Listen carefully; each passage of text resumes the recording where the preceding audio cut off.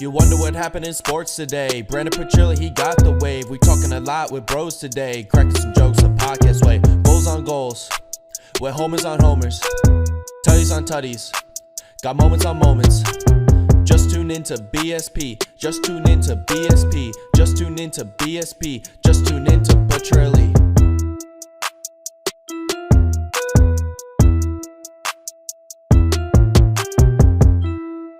What is going on, everybody? Welcome back to another episode of the BSB podcast. It's been an absolute blast of the summer. I hope everybody enjoyed the 4th of July because guess what, man?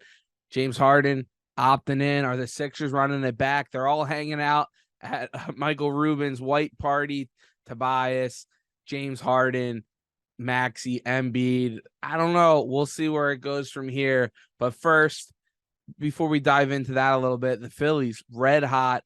11-game road win streak, second longest in franchise history. I mean, the team is cruising right now, especially on the road, which has been interesting. So stay tuned for this episode here. Click that subscribe button. Thank you for tuning in to another episode. I know it's been a couple weeks now, but getting into the dog days of summer here, the Phillies are finally heating up. We'll see what happens with James Harden. I'll let you know whether they should run it back or not.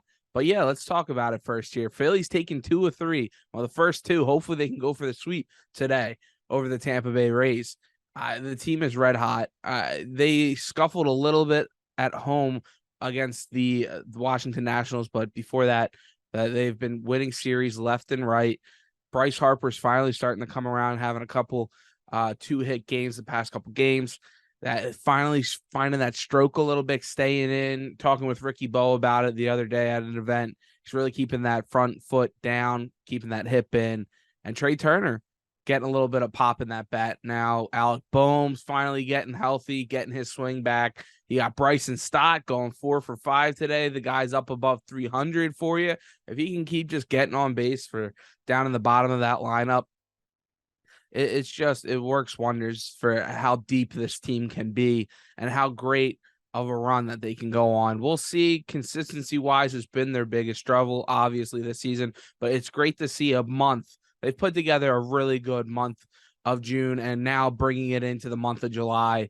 And it's been a fun ride.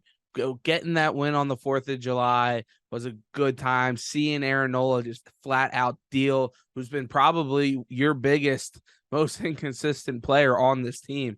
And he goes out there, gets you 12 Ks and a dominant start, gets you into the 8th inning.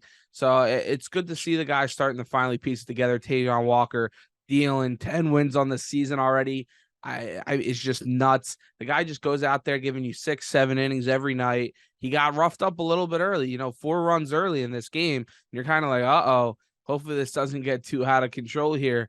And he loses it, but the way he was at the very beginning of the year, and he settled in, got the outs where he needed to, got out of jams, got a couple good double play balls. The Phillies can actually turn double plays, kind of crazy, but it's just nice to see that third option really be a focal point for this team again. And you have Ranger Suarez, got a little roughed up in that last one. He just didn't have the command, who didn't seem too comfortable against the Nationals. But before that, was absolutely dealing the whole month of June.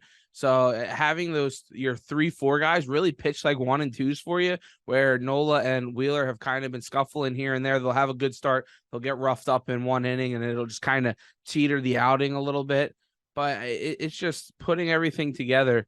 It's been exciting to see and them go on this run here because let's be real. We can talk Sixers all we want in a second here. We can talk Eagles training camp coming up next month. There's a lot of free agents maybe still out there. We'll see if they get moving closer. Maybe it's Howie season over the horizon here. Maybe he goes and gets you 1 or 2 more players, a secondary or a linebacking position. Who knows? We'll have to see for that. But it's baseball time. It's summer. We're going to the beach. We're going to the mountains, a lake, wherever you're at. You're hanging out. You're drinking some beers. You're eating some hot dogs, and you're watching baseball. And it's been a good time. That's what I've been doing. I'll be going to the Phillies game on the 15th coming up. If anybody wants to go hang out, make sure you go check out my previous vlogs. Going to the video game, the Phillies games. Check out below in the comment section. I'll put the link down there.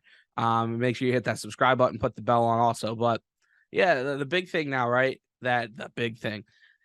Sixers are going to run it back, it seems like. James Harden opts in, supposedly for a $36 million deal, supposedly looking for a sign and trade deal. I don't know. When I saw that happen, and you see those like that he's looking to go to the Clippers or wherever, right? I don't know how truthful that could actually be. Maybe he's just kind of here and he's going to play it out. And then if things don't work out throughout the season and it comes to the trade deadline, then they're going to flip him. I think that's the most likely thing that is going to happen at this point. It was a gesture for Harden himself, where he's actually going to get money because he wasn't going to get $36 million anywhere else. He went out there and saw that he wasn't going to get these big 4 or 5 year deals, max deals with other teams. And he's like, all right, I'll come back here. If we can make a trade happen and I get moved and I can get a longer deal somewhere else, yes, we'll make that happen. But he put it in the hands of his buddy, Daryl Morey, to kind of go, hey, I've done right for you. You've done right for me in the past. If you can make something happen for me, great. That would be awesome. If not, I'll hang out. I'll collect 36 mil and we'll try to run it back and go for another championship here. It was interesting to see all the things firing back and forth because, you got Damian Lillard out there now. How dare he request the trade, right? There's no loyalty in the NBA anymore. Damian Lillard is probably the one guy that's been it, the most loyal in the NBA. And now he's finally, honestly, in my opinion, a year or two too late at this point, where his value was super high a year or two ago, where I would have said, yeah, trade Tyrese Maxey. But now when you look at it, why would you?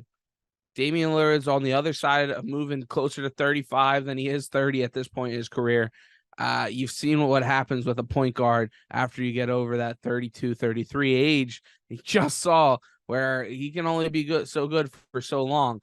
You got to give him nights off. Now, I'm not saying that's what's going to happen with Dame, but you take the risk bringing in an older guy like that, where you had a guy like Maxey who has really been able to develop and grow his game over the past couple seasons now. And he's improved on everything that the Sixers have asked him to do. Now with a head coach and Nick Nurse, who is known for developing players, that he's done it so many times up in Toronto, to give him a guy like Maxey. Sadly, I wanted a guy like Jalen McDaniels on this team too to give him, but he goes and leaves in free agency for a 2-year deal that the Sixers didn't pick up, which is crazy to me. But that's kind of where this is leading to, right? If you do run it back, do they have enough talent? You let go of Niang. Shake leaves in free agency. McDaniels leaves. Who knows with Paul Reed, right? We'll have to see how they start to piece together this back end of this rotation here. They're probably going to go with an 8-9 rotation moving forward for this season. Who's going to be the backups? You go and you sign Mo Bamba. Shout out, I got. I'm gonna love that for the memes this season. He comes out, get everybody going, Shaq West, and I'm getting really rich. But you got him. He's a serviceable backup big for Joel Embiid. Who knows what's gonna happen with Paul Reed there? Woj said that they brought in Mo Bamba with considering keeping Paul Reed with the Sixers moving forward. He was a restricted free agent this summer. So if you can move him to a 4 now and have him take some minutes off, maybe play with Joel, I don't know how much they would really work together, but you have Mo Bamba and Paul Reed kind of play together. That would help out with some of his defensive efficiencies that he's had in his career, and just kind of let Paul Reed do what B-ball Paul do, baby, and that's get buckets. But yeah, you go and you get a guy now, right, to help out on that bench, and another dog, and Patrick Beverly is going to be your backup point guard, most likely moving into the season now. And everybody it was him and PJ Tucker were the two guys that you're always like, we need a dog, we need to get these guys in here to give Embiid, Simmons, Harden, Maxey the umph, that drive to push him. You got PJ in here, and you saw what the impact PJ finally made when it came down to crunch time in the playoffs, where he was a real legitimate option for you in the playoffs, where honestly you were probably asking him a little too much to score in the playoffs, but he gave you that defense, he gave you that energy to go out there and try to bring that team to the next level. You've seen what Pat Bev has done for teams, going to younger teams to help them grow and help them build a culture, help them play defense. and the defensive efficiencies when he is on a team goes up at 5% when he was at the Bulls and when he was with the Timberwolves. The guy is a difference maker when it comes to the defensive side. Obviously, you're not going to be asking him to get you 15 a game, but he can do it for you. He can take over his moments, and he's going to love it in Philly, honestly. He's one of those guys. He's got that big mouth. He's got that big energy. He's not moving to South Philly. Like he said on his Pat Bev podcast, he wants to be in the city. He wants to feel the city. He wants everything about the city. And that's the kind of guys that the city of Philadelphia loves to have them play for. So it'll be interesting. Now, where you move from here, do you move Harden for depth guys, right? And then you run maybe Paul George, not Paul George. I mean, you go and get Paul George, but it doesn't seem like that's even on the table at this point anymore. But you move Pat Bev to the point guard and you kind of fill around Maxey and Embiid that way. And then you get bench guys instead of getting a Paul George, right, from the Clippers or from any of these other teams. I kind of was looking at maybe he wanted to go to Houston, right? That was his whole big thing, signing with Houston. They just gave a crap ton of money to Fred VanVleet and to Dylan Brooks. If you were able to trade him to there, get a couple of those young guys that they have that have been picked in the top 5 the last couple of years in return, I would like that trade the most. If they're kind of going all in now, or if those two moves are kind of just to build a culture around that team, I guess. I don't know how great of a culture that Dylan Brooks is really going to bring there with those young guys, but it'll be interesting to see how that shakes out. If they're going to kind of try to go all in and Harden wants to go back to Houston and force his hand that way, if they can get a couple young guys, I think that's the best trade scenario for the Sixers out of the rest is for them to go and get 1 or 2 young guys and maybe a draft pick or 2 that maybe you can flip with Tobias Harris to another team for some other backup players. And then you go, you go Maxey at the 1, you go those young guys at the 2, maybe PJ at the 3 or 4, especially if you trade Tobias, PJ at the 4, and then you got those 2 young guys at the 2, 3, Embiid at the 5, Pat Bev off your bench with Mo Bamba, Paul Reed. Now we're looking at a decent team, right? And whoever else you get for Tobias Harris. A more well-rounded team with a coach that is known to have those deeper rotations, to expect guys and get more out of guys that have the talent that honestly we saw Doc Rivers just kind of forget about Shake Milton, forget about Furkan Korkmaz, forget about Paul Reed at times, right? Jalen McDaniels. You just let these guys go to waste. He wasn't willing to let them develop and be a part of the team for when you actually needed them in the playoffs. Yeah, I get you got to shorten it up and go with just your guys. But, hey, you saw multiple times where a Daniel House came up big for you in stretches where you didn't let the other guys really flourish and be able to gain that confidence to be able to throw them in now and be like, hey, go get them for us. When he's been like, I've been sitting here on the bench for 82 games. So Nick Nurse is going to be a huge different culture change for this team. We'll have to see where it goes from there. I'm excited, I guess, a little bit. Does this move the needle for you? With Harden opting in for the Sixers for this 1 year, that with the potentials of trades out there, maybe you trade for Damian Lillard, maybe you don't. Let me know in the comments what you think. Does this move the needle for you at all?